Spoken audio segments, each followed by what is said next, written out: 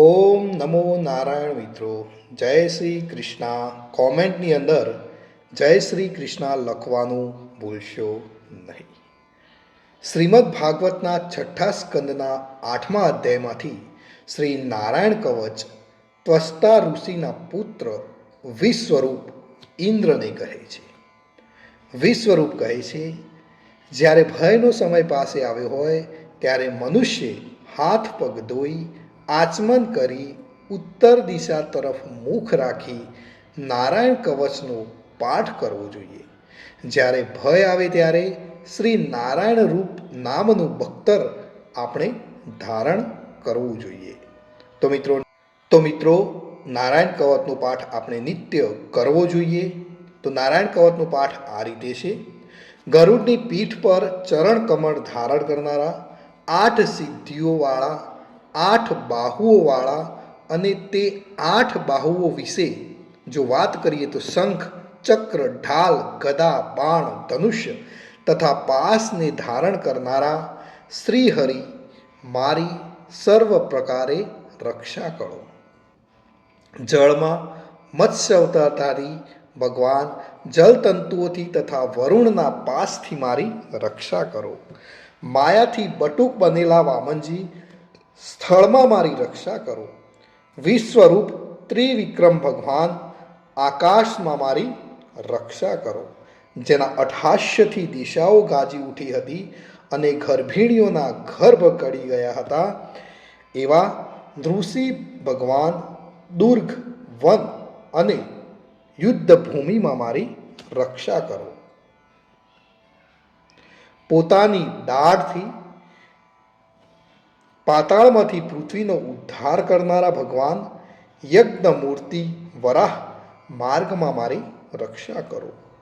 પરશુરામ પર્વતોના શિખરોમાં મારી રક્ષા કરો. અને ભરતના મોટા ભાઈ રામ તથા લક્ષ્મણ પ્રવાસમાં અમારી રક્ષા કરો. ઉગ્ર ધર્મ અને પ્રમાદથી નારાયણ મારી રક્ષા કરો. નિંદાથી નર ભગવાન ને યોગ ભ્રષ્ટ થતા યોગેશ્વર દત્તાત્રેય ભગવાન મારી રક્ષા કરો. ત્રણેય ગુણોના સ્વામી ભગવાન કપિલ કર્મ બંધનથી મારી રક્ષા કરો. સંત કુમાર કામદેવથી મારી રક્ષા કરો. હયગ્રીવ ભગવાન રસ્તામાંથી જતા દેવોને પ્રણામ ન કરવા રૂપી અપરાધમાંથી મારી રક્ષા કરો. દેવર્ષિ શ્રેષ્ઠ મુનિ નારદ ભગવાન ભગવાનની પૂજામાં જે કોઈ વિઘ્ન નડે તેનાથી મારી રક્ષા કરો. અને કૂર્મ અવતાર શ્રીહરિ સર્વ પ્રકારના નરકમાંથી મારી રક્ષા કરો. અયોગ્ય ખોરાકથી ભગવાન ધન્વંતરી મારી રક્ષા કરો. જીતેન્દ્રિય ભગવાન ઋષભદેવ કામ ક્રોધ આદિના ભયમાંથી મારી રક્ષા કરો. યજ્ઞાવતારી ભગવાન લોક અપવાદથી મારી રક્ષા કરો. બલભદ્ર ભગવાન મનુષ્ય તરફથી થનારા ઉપદ્રવમાંથી મારી રક્ષા કરો. અને ક્રોધાવેશ સર્પ ગણોથી શેષ ભગવાન મારી રક્ષા કરો. ભગવાન વેદ વ્યાસ અજ્ઞાનથી મારી રક્ષા કરો. પાખંડીઓના ટોળામાંથી ભગવાન બુદ્ધ મારી રક્ષા કરો. ધર્મની રક્ષા કરવા માટે અવતાર લેનાર ભગવાન કલ્કી કાળના મૂળ રૂપ કળિયુગમાંથી મારી રક્ષા કરો. હે કેશવ ભગવાન પ્રભાતમાં ગદાથી મારી રક્ષા કરો.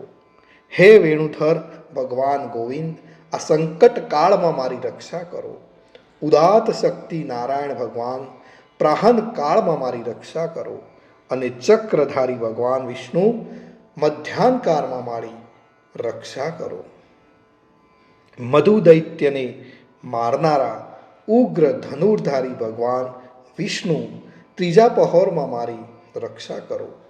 બ્રહ્મા, વિષ્ણુ અને રુદ્ર એ 3 મૂર્તિવાળા ભગવાન માધવ સાયકાળમાં મારી રક્ષા કરો. ઇન્દ્રિયોના સ્વામી ઋષિકેશ ભગવાન પ્રદોષ કાળમાં મારી રક્ષા કરો. પદ્મનાભ ભગવાન કેવળ એક અર્ધરાતથી પહેલાંના કાળમાં અને અર્ધરાતે મારી રક્ષા કરો. શ્રી વત્સ ચિહધારી ભગવાન એવા ઈશ શ્રી વિષ્ણુ પાછલી રાતે મારી રક્ષા કરો. તલવારધારી ભગવાન જનાર્દન, મળ સકામાં મારી રક્ષા કરો. દામોદર ભગવાન, સંપૂર્ણ સંધ્યાઓમાં મારી રક્ષા કરો. કાળમૂર્તિ ભગવાન વિશ્વેશ્વર, સૂર્યોદય પહેલાંના કાળમાં મારી રક્ષા કરો. હે પ્રલય સમયના અગ્નિ જેવી તીક્ષ્ણ ધારવાળા ચક્ર, વાયુવાળા અગ્નિથી જેમ સૂકું ઘાસ બળીને ભસ્મ થાય તેમ અમારી શત્રુ સેનાને તમે ભસ્મ કરો. હે વ્રજનાથ જેવા તીક્ષ્ણ સ્પર્શવાળા તણખાઓથી ભરેલી ગદા, તમે ભગવાનને પ્રિય છો.